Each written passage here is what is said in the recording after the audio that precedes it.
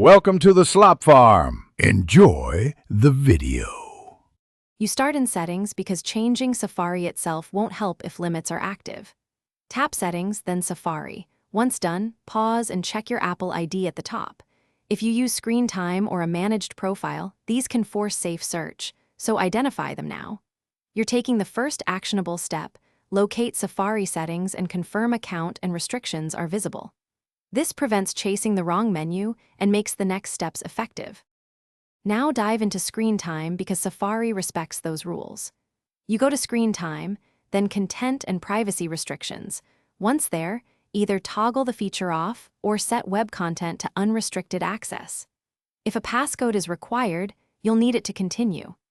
Make sure to also check Settings, General Profiles, and Device Management for any configuration profiles placed by schools or employers that lock Safe Search. These profiles must finish by confirming in Safari. Visit a search engine, open its settings, and turn Safe Search off there as well. Once done, make sure to reload pages and, if necessary, reboot the iPad to clear cached restrictions.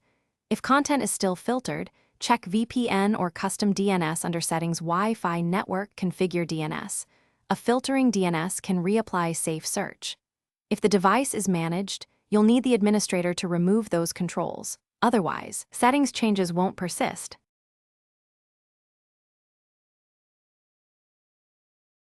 Thanks for watching. Consider subscribing if we helped you today.